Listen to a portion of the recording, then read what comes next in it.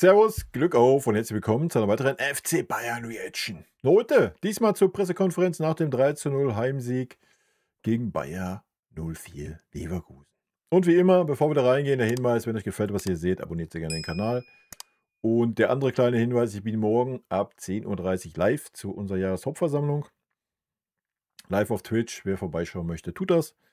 Dafür gibt es Montag keinen FC Bayern Livestream. Wenn ihr also Themen habt, schaut morgen rein, dann können wir die auch bequatschen während der Jahreshauptversammlung.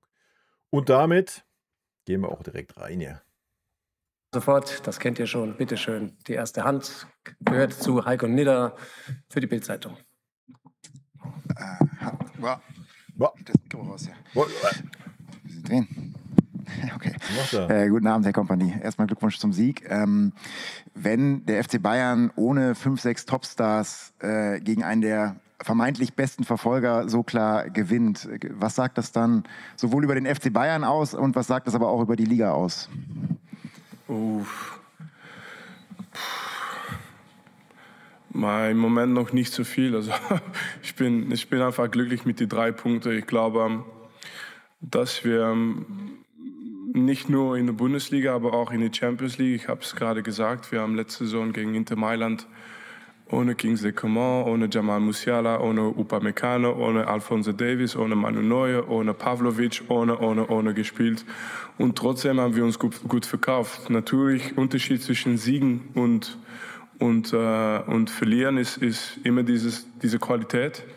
Aber letztendlich, was ich meine, ist es, dass ich schon seit diesem Moment eigentlich nur mehr Vertrauen bekommen habe, in was die Mannschaft schaffen kann gemeinsam. Und klar sind wir natürlich immer besser, wenn Harry spielt und in Topform ist, aber im Moment, das hat sich so angefühlt, dass das ein Moment war für die anderen Jungs. Und dann haben wir Dienstag topfitter Harry gegen Paris und das ist auch wichtig. Ja, ganz genau. Und ich hoffe, er nimmt das Learning auch mit in die heiße Phase der Saison. Ja. Keine Ahnung, ich meine, man kann ja jetzt schon den Grundstein legen. Ich meine, wir sind 5 Punkte vor Leipzig, so, die haben wir 6:0 weggehauen und seitdem hat Leipzig einen Lauf und ist eigentlich der einzige Verfolger, den du da ernstzunehmend irgendwie sehen kannst. Ja. Also ja, mit Dortmund zusammen, die aber auch schon 7 Punkte weg sind. Warten wir mal die Hinrunde ab. Wir wollen natürlich jetzt nicht irgendwie den Tag vorm Abend loben. Ich meine, es kann immer alles sehr schnell gehen. 2 Niederlagen und bla, stehst du wieder da und da brauchen wir nicht drüber reden. Die Kirche im Dorf lassen.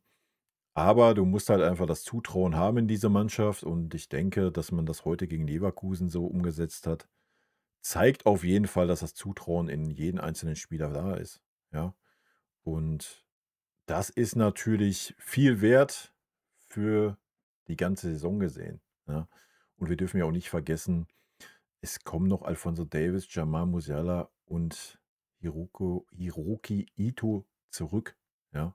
Das wird noch dauern, bis die in Topform sind, aber die kommen halt noch zu diesem Kader dazu. Ja, also du musst alle mitnehmen, du musst die Rotation ziehen, so wie es ein Winnie gerade macht. Mir fehlt noch so die letzte Konsequenz, habe ich schon mal gesagt. Gerade wenn es so 3:0 steht, dass man dann unbedingt noch ein Heavy etc. so lange auf dem Platz lässt, verstehe ich nicht. Die kannst du dann auch einfach auswechseln. Ja, also. Aber ja, jeder hat da so seinen eigenen Stil und bisher, wir haben nichts zu kritisieren, wir haben nichts zu meckern. Guckt euch an, wir haben 15 Spiele, 15 Siege. Punkt. Auf der linken Seite Christian Kunz für die dpa. Sie haben es gerade schon ein bisschen angerissen. Wie wichtig war es denn, dass einige Spieler eine Pause für Paris bekommen? Und was für Spieler erwarten Sie am Dienstag? Naja, wie wichtig das war, sehen wir am Dienstag, denke ich. Ja. Wenn die Spieler dann jetzt keine Form mehr haben, weil sie aus dem Tritt sind. Ich meine, gut sind sie nicht. Die haben nochmal 30, 35 Minuten gespielt heute. Ja, ihr wisst, was ich meine. Also das sehen wir dann am Dienstag. Das jetzt zu sagen, ist schwierig. Ne? Dienstag wird allerhöchste Intensität sein. Das Höchste, was es gibt in Europa, glaube ich. Beide Mannschaften. Ja. Aber es hat sich einfach so, vom Gefühl her war das einfach... Sie haben mich immer gefragt, wann bekommt Harry mal Pause? Du hast es auch gefragt, genau, und Lucho ja, auch. Und natürlich sehen wir das auch. Und vom Gefühl her war das heute wichtig. Und hoffentlich müssen wir das nicht zu oft machen, aber vom Gefühl her war heute der richtige Zeitpunkt. Und dann...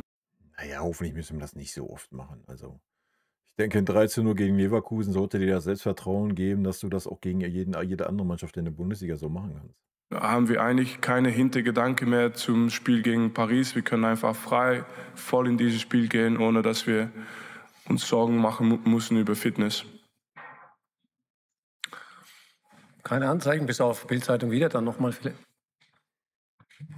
Sie haben es ja gerade schon gesagt, dass das bei Harry Kane gerade etwas außergewöhnlich ist, weil der normalerweise ja wirklich immer spielt. Wie nimmt er denn sowas auf eigentlich? Sagt er dann völlig okay, kein Problem? Oder ist er schon, dass er sagt, eigentlich will ich auch in dem Spiel meine Tore machen?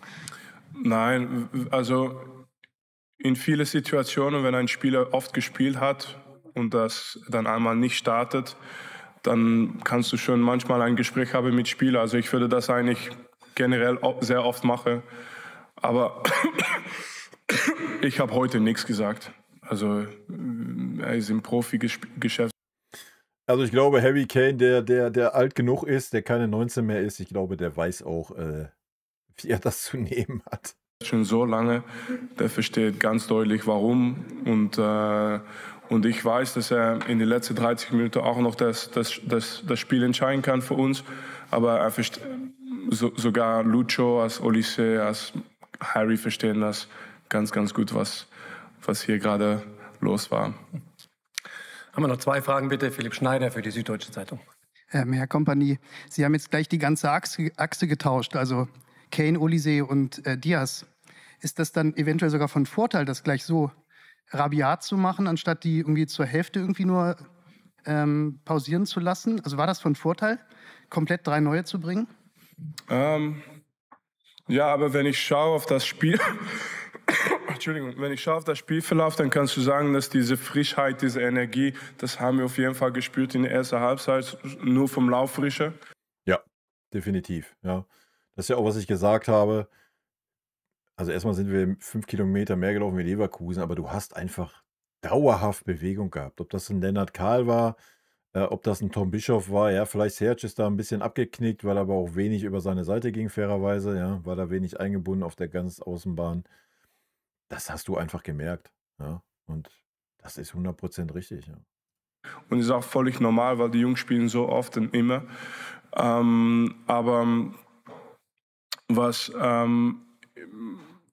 für mich wichtig war, ist, du weißt, ich glaube, viele haben gedacht, jetzt kann was passieren.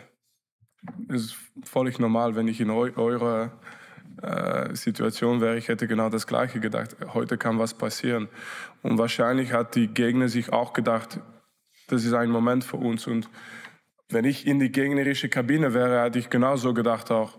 Nur das Wichtigste für mich war, dass wir das bekämpfen mit Feuer. Und einfach total nach vorne gehen, total marschieren und keine einzige Sekunde Gedanken machen über Tempo oder was, sondern einfach voll.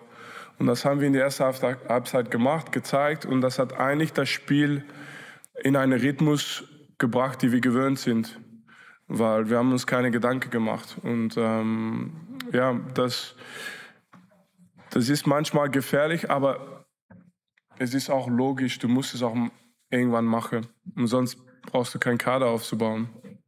Ja. Dann eine letzte. Bitte, Christian Kunstmann. Genau. Wie wichtig ist das Signal auch für die Spieler, dass sie eben nicht nur gegen den Tabellenletzten eine Chance kriegen, sondern auch in einem Topspiel, dass da die Spieler der zweiten Reihe auch eingesetzt werden? Aber ich habe es gerade gesagt, das haben wir ja eigentlich letzte Saison gelernt. Dann waren wir einmal da mit allen Verletzten. Und trotzdem haben wir diese 82 Punkte geholt in der Bundesliga. Wisst ihr, was das Wichtigste war in dieser ganzen PK?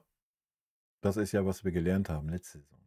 Ja, da sieht man, dass er ein Learning hat. Nicht wenig ist. Und trotzdem haben wir weiterhin viele Spiele gewonnen. Trotzdem waren wir im Viertelfinale eigentlich sehr, sehr mutig gegen einen starken Inter Mailand damals in dieser Phase und auch dominant. Und dann lernst du auch irgendwann, dass du kannst aus Angst immer deine Top-Spieler setzen und dann sagen, okay, die sollen das machen. Aber wenn die irgendwann nicht mehr da sind, dann hast du keine andere Lösung. Also dann machen wir das jetzt halt ein bisschen früher und hoffentlich das weiß man nie, aber hoffentlich sind die am richtigen Zeitpunkt fit und da, damit wir die Preise gewinnen. Okay, danke Vinny, danke euch, schönes Wochenende, bis bald, servus. Danke. Ja, 100% das richtige Learning, habe ich aber auch schon gesagt, ja, ohne dass er es ausgesprochen hat.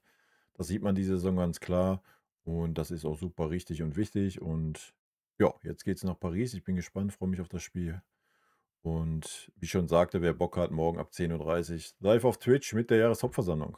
Haut rein, bis dann. Tschüssi. Vielen lieben Dank für euren Support hier auf den Kanal. Und in diesem Sinne, gute Freunde kann niemand trennen.